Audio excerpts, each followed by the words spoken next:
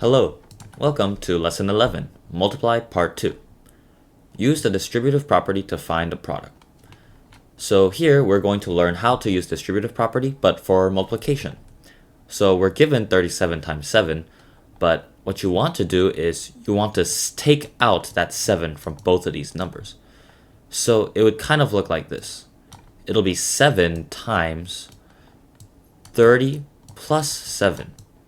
So if you saw what I did there, I broke apart this 37 into numbers we already know how to do, and I said we're multiplying 7 by that broken up part.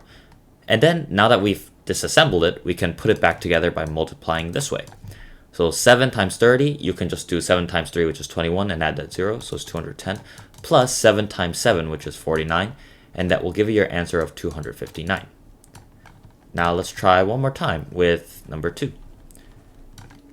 Here we have 40 times 93, and here 40 is easy to work with, but we don't know how to do 93. So it'll be 40 times 90 plus 3. Again, we're breaking it up. Then we reassemble by multiplying this way, and 40 times 90, 9 times 4 is 36, added 2 zeros, plus 40 times 3, which is 120. And that gives you 3,720. Let's just try one more. Here we have 50 times 34. So if you want to distribute, again, let's break up the harder number. So it's 50 times 30 plus 4, which gives you this. Do we distribute? 55 times 3 is 15, add the 2 zeros, plus 50 times 4, which is 200, which gives you 1,700, excuse me. All right, moving on. Round each factor, then find the product. So for questions like this, you want to do the rounding for each individual factor, which is like one number that you're multiplying. And then you want to do the multiplication to find a decent estimate or guess. So if we want to round 18, we know 8 is greater than 5. So this becomes 20, right? Times 29 rounds up again, so times 30, which will give you 3 times 2 is 6, add the 2 zeros, and that gives you 600. Let's try number 2. 52 does not round up because 2 is not greater than 5, so it'll just be 50, times 27, which does round up, so that's 30, and that will give you 5 times 3 is 15, add the 2 zeros, so 1500. And let's try another one. 389 times 64. We'll distribute from the smallest to get a more accurate answer, so 9 does distribute, so that gives you 390, times 64 does not make it because it's not greater than 5, so it's 60. Which will give you, so again here, you could actually do some distributive property here.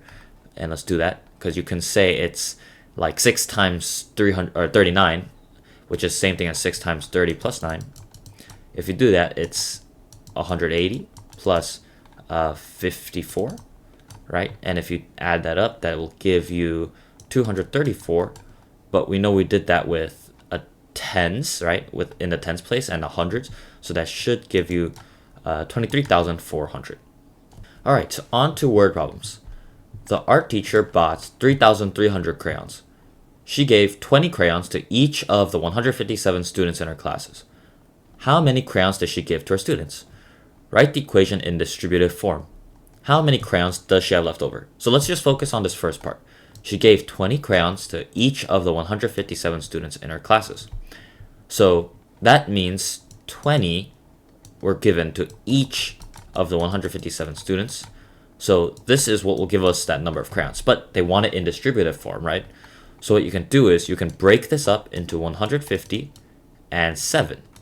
So how we're going to do this is we're going to have 20 times 150 plus 7. Okay. And let's do the math here. 2 times 15 is 30, right? And then add the 2 zeros, so it's 3,000. Plus, here, let's first write this out. Then we can do plus 20 times 7, which is 140. So that combined answer will be 3,140. So that is your equation for that first part, right? But now how many does she have left over? So for this, all we can do is just take that first number, that total number, and subtract 3,140. Of course, we can review how to do that long division, but you actually don't, or long subtraction, but you don't need to, because you can recognize that If you add one more 100, it's 3,240, and then 60 plus 40 gives you another 100. So this is how much we have left over. All right, moving on. Kevin is reading a series of books. Each book has 155 pages, and there are 25 books in the series. How many total pages will Kevin have read when he completes the series? So here we know that each book has 155 pages, and there are 25 books. So all we can do again is just multiply. So 155 pages, and there's 25 books, so 25 times this many number of pages, right? So if you do this math here, again, it's a little bit more difficult, but if you remember last time, we learned how to do long multiplication. So let's do that here. 5 times 5 is 25. 5 times 5 is 25, plus 2 is 7, or 27 total. 5 times 1 is 5, plus 2 will give you 7. Now add that 0 down here, because this is the tens place, so we're going to start at the tens place. 5 times 2 is 10. 5 times 2 is 10 again, plus 1 is 11. 2 times 1 is 2, plus 1, which is 3. Now we can add this up, and that gives you 3,875. So this is the amount of pages Kevin will have read. All right, the toy warehouse has 248 shelves. Each shelf has 16 cases of toys. Round each factor, then find the product of how many cases there are on the shelves.